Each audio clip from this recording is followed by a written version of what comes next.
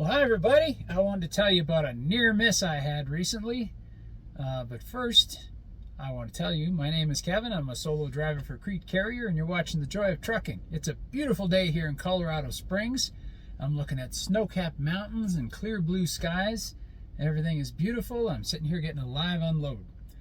However, a few days back, I was on I-40 going across Arkansas. It was dark in the morning, like 6 a.m., and I was just coming up to the junction with I-49, which heads north from there, when the guy ahead of me in a pickup truck suddenly hit the brakes and moved into the left lane.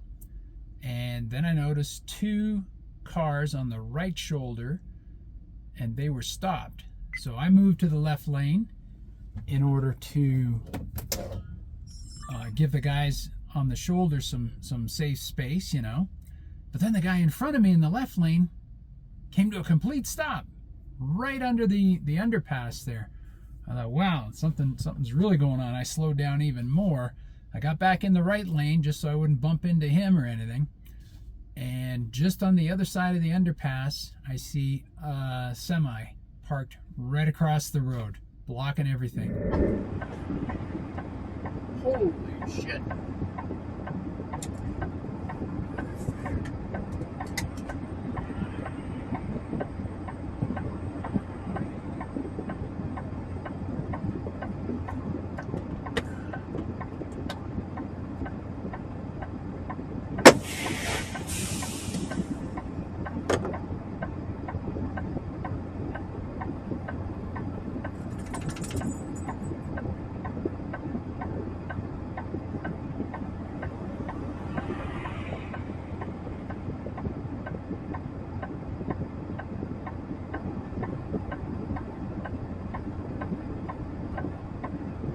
I am westbound on I-40, right at the junction of I-49. There's a semi right across the highway, blocking both westbound lanes.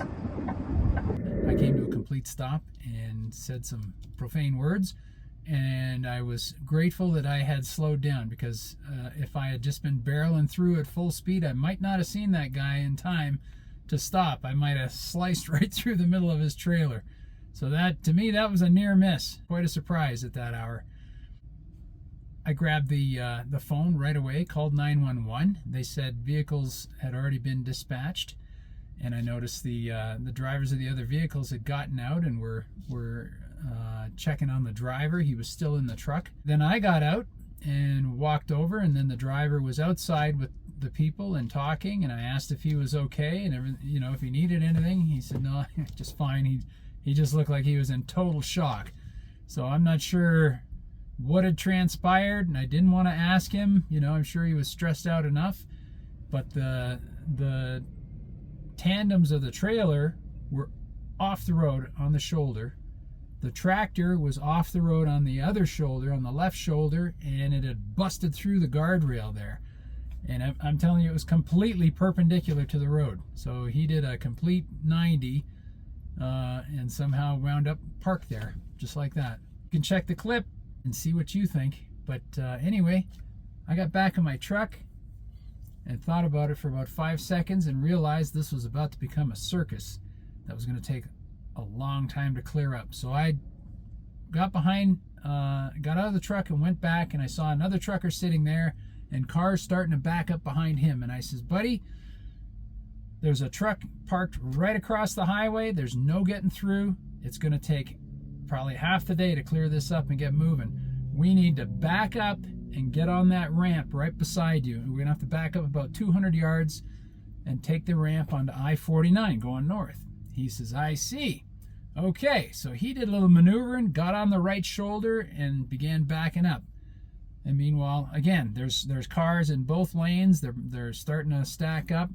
So I had to talk to some people beside me and tell them what I was doing, and I managed to back up and get on that shoulder and start moving backwards.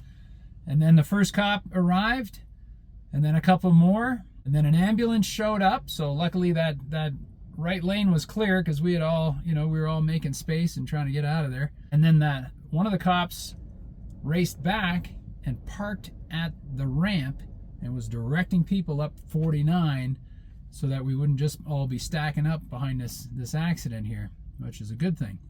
The guy behind me made it to the ramp and got on and took off. So I kept backing up, and there was a car behind me. And I didn't know what was going on with them. So I'd back up, 20 feet or so, and they'd back up and stop, and then I'd back up some more, and they'd back up and stop. And finally I parked it. I got out and I went back, and there was a woman sitting there just like, I didn't know what to do.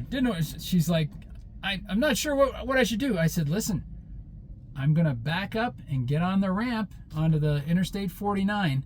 If you want to stay here, get in front of me. But I'm telling you right now, this is gonna take hours to clear up. There's a truck right across the highway, and you're not going anywhere if you want to stay here. She says, so I can just keep backing up? I said, yeah, back up. Do you see that cop there? He's gonna wave you onto that ramp. She says, okay. All right, so that's what she did. I got back in my truck. I kept backing up. I'm just about at the ramp, and suddenly there's another truck right behind me. I'm like, what is going on here? So I got out again and went back, and there was a driver there. He was kind of confused, and the cop was talking to him, and then threw up his hands and went back to directing traffic. I said, buddy, what are you doing? He says, we don't go this way. I says, you can't go that way. It's blocked. There's an accident. Go up this ramp here. Go up the ramp. Yes, take this highway, and then you can turn around and get back. Okay. And the cop was fed up with the guy because he didn't listen. He didn't follow directions. He thought he could keep going on 40.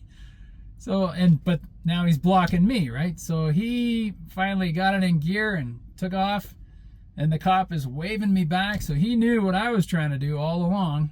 He's directing traffic, so I figured when I got back far enough, he'd stop traffic. And sure enough, that's what happened. I made it back another truck length and was finally in position, and I checked, and nobody, there were vehicles, but they seemed to have stopped. So I signaled and got over, and off I go up I-49.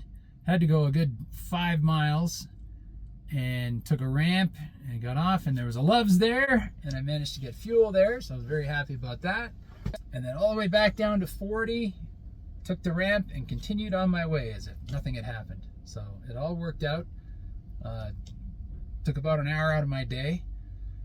But I will say, by the end of the day, I had run 712 miles. I still had about 15 minutes left on the clock. I just wonder how many miles I could have gone if there hadn't been all that drama and detouring and all that stuff. I might have actually broken my record. So it turned out to be a very productive day in the end, Looking back on it, I think it could have gone much worse, because there was a bit of a curve, and then that underpass, the bridge, and suddenly there's just a wall of truck right in front of you. So if I had been going at normal speed, that might not have been so pretty. Keep your eyes open, read your signs, and don't be distracted, especially on a dark night like that. You gotta be sharp. So that's all I gotta say for now, and give us a thumbs up. Be safe out there. Put your comments below. Tell me what you think about the situation. Hit the subscribe button. Ring the notification bell. And we'll see you down the road. Let's all be safe out there. Holy shit.